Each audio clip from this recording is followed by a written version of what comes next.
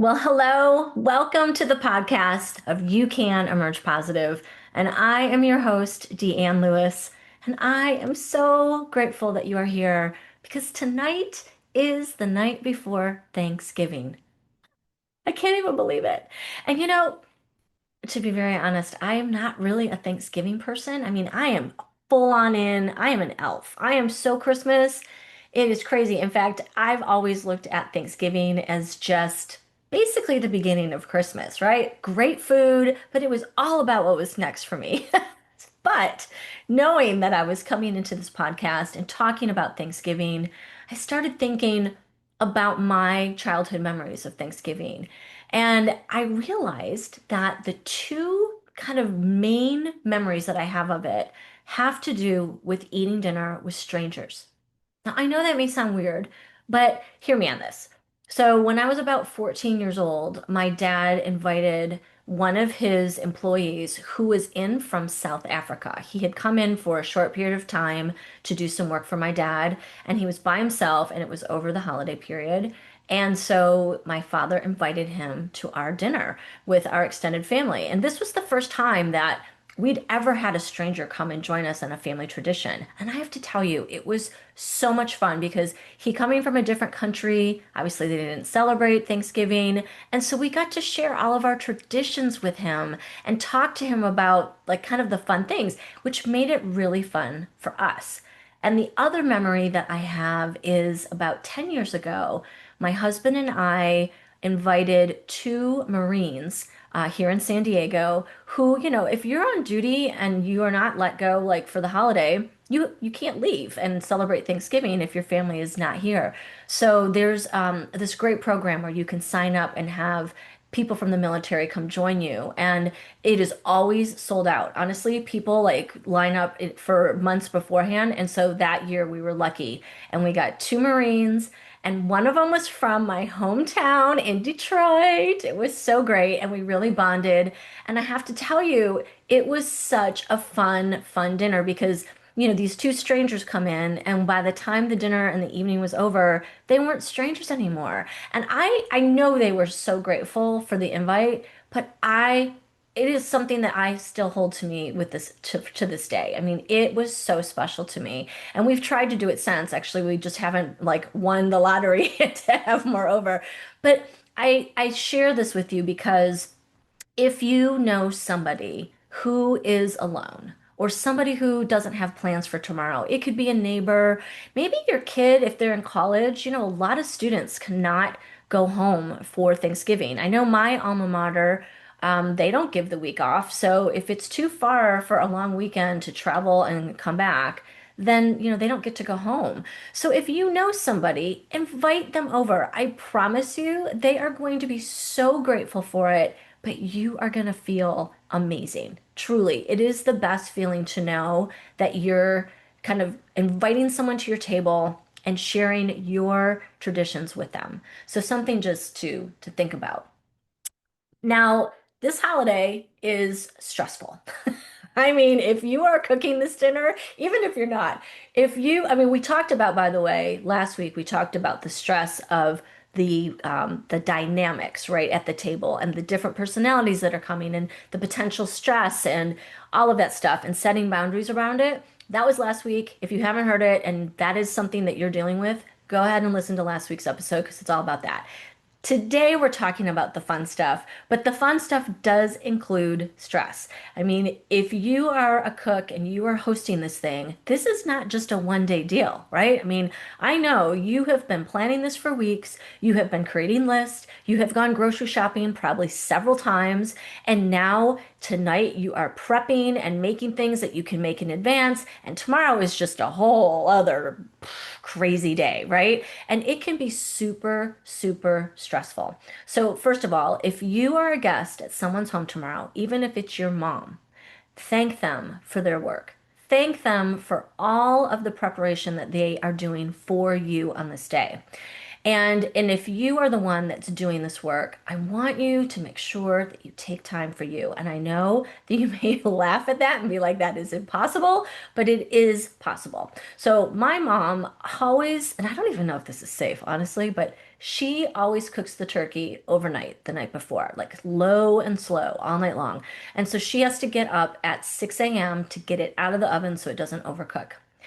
But at 6 a.m., she can start, maybe prepping some things, but then there's time to sit down, have a cup of coffee, maybe make yourself breakfast. And that's the window that I really want you to make sure that you take. Make sure that you take the time to read something uplifting, do a meditation, or just sit and breathe and enjoy your cup of coffee. But whatever it is, make sure you take that 10 minutes or 30 minutes before you get into things. Because if you don't do that, you're the only one that can make sure this happens, by the way. If you don't do that, you are going to be more frazzled. So think of this as your like pregame where you are prepping for the dinner, but mentally, right? And it doesn't really matter what you do. Maybe if you live in a place that is comfortable, you can go for a walk outside, even in the morning. Anything to just kind of let the stress go. Because by today or tomorrow, if you have forgotten something, or, oh my gosh, I'm supposed to make Aunt Mary's special whatever, that's a tradition in my family and we always have it, and you've forgotten, it's okay. Like, just let it go. You don't need to worry about making everything perfect because this isn't about perfection. This is a gathering of people that you love, that you have invited to your home to break bread and enjoy the time together. So make sure that that is your focus. It's not about perfection. I know one year I got really upset because I'm into aesthetics. I love a beautiful table. I love a beautiful home. And we had invited some guests, extra guests over for dinner one year for Thanksgiving. My husband and I have always had a Friendsgiving because we don't have family that live nearby. And so we host anyone that's in town that doesn't have plans, we have them come over. And one year we just had a lot more people than we normally do, and my place settings didn't match. Like we didn't have enough place settings of the one kind.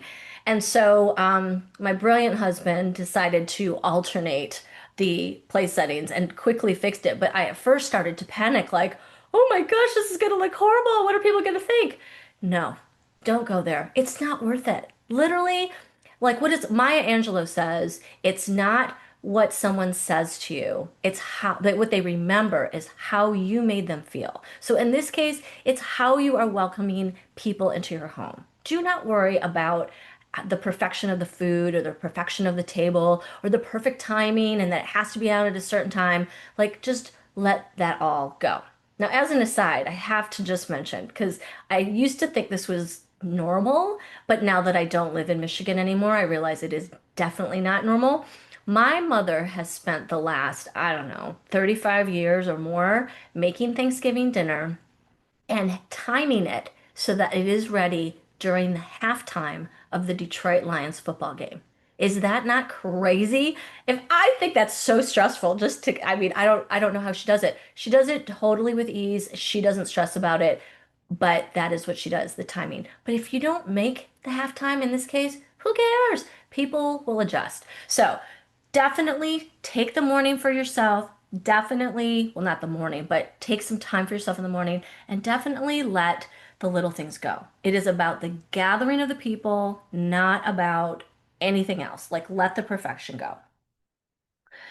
So, some of the other things that I think that we can do is really dig in more to gratitude and really allow people to start thinking about that. So, as you are having people come in for the day and as people are sitting around asking if they can help you, yes, the answer is definitely always yes. Delegate people to go, put napkins on the table or light the candles or whatever. Don't put it all on yourself. People want to help, let them help. But as they're doing that, also, it's time for people to start really for them to get to the around the table and think about gratitude and share gratitude stories. So there's a couple things you can do.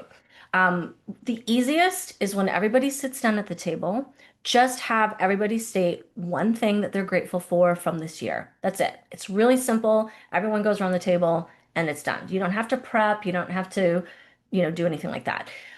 You could do a gratitude jar if you want to get a little bit more creative and have people write on a blank piece of paper that you'll, give them, and then they can just fold it up, put it in the jar, and then you can read a few of them, right? Maybe three, but they're that way they're not attributed to anyone. So if that you think is better for your group, do that.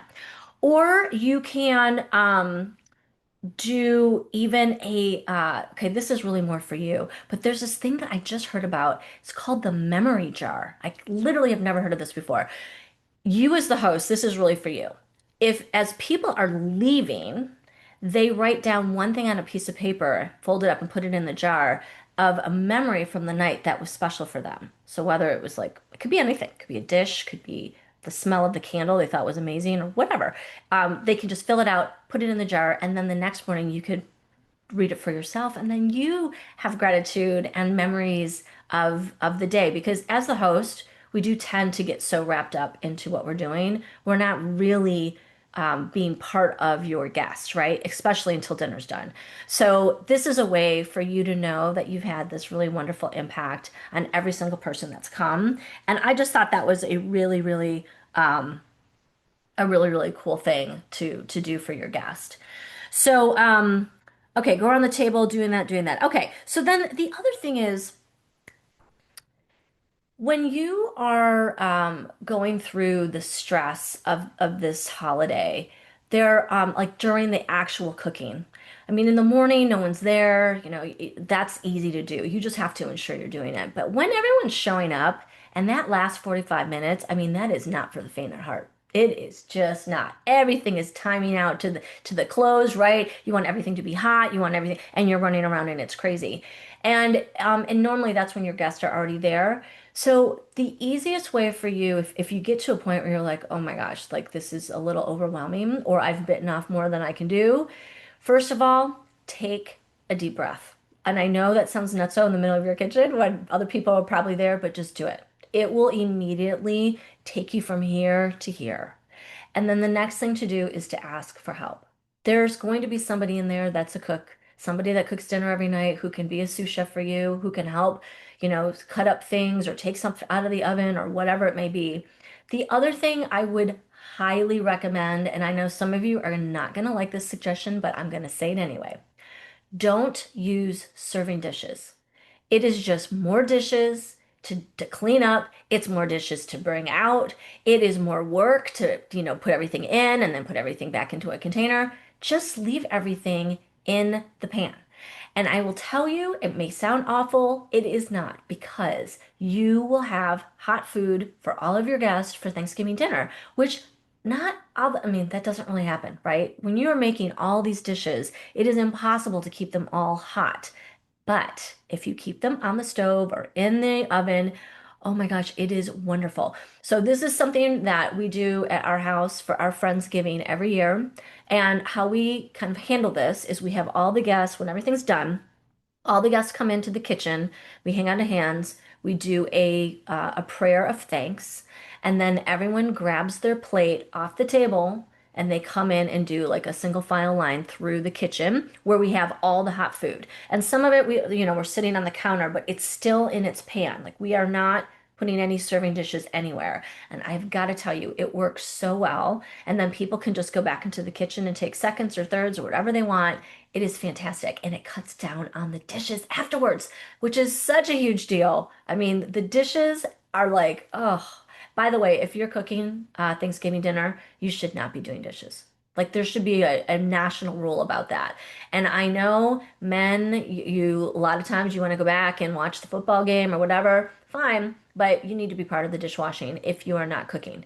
It has to be a shared thing, because nobody who cooks a meal of that size should be doing the dishes afterwards, right? It is just absolutely crazy to even think so.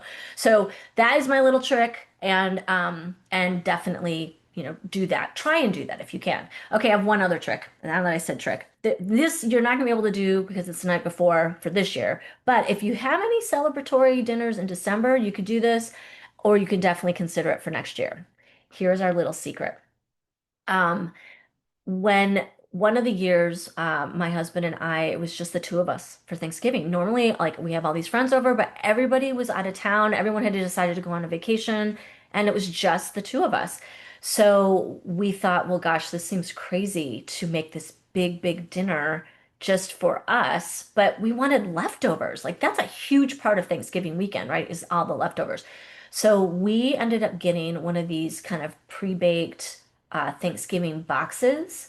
And I know Whole Foods does them, but we get ours from Sprouts, which is not national chain. So look for your local chains though, wherever you are, they make these. And it is cheaper than buying things from scratch and cooking it yourself. I promise you. We did it this one year thinking, oh, we're just going to do it this one year. Oh my gosh, it is so good. It is so easy. It tastes just like you made it from scratch, and it is cheaper and far less time. I mean, far, far less time. And we have been doing it ever since, and our guests don't know. So I would, if I know you can't do it for tomorrow, they're definitely not available, but for any of your December holiday things, because they do them in December, and also for next year, consider it. They have all different things. They obviously have the turkey, they have a ham. We do both of those. It is absolutely incredible. Okay, anyway, that's my other little secret. Okay, well, I really hope that tomorrow goes swimmingly for you. I hope that the day goes very easy. I hope nothing overcooks. I hope that everybody is joyful and everybody gets along. But if they don't, and if you are not doing super well, remember this. Just take a deep breath. Everything is well. Everything will be well, and it is going to be a great Thanksgiving. Make some memories tomorrow. Tomorrow is about gathering with the people you love and making those memories. Thank you so much for joining me this week. I can't wait to see you next week when we will continue our conversations about self-development and about the holidays. They're coming! Yay! You can emerge positive.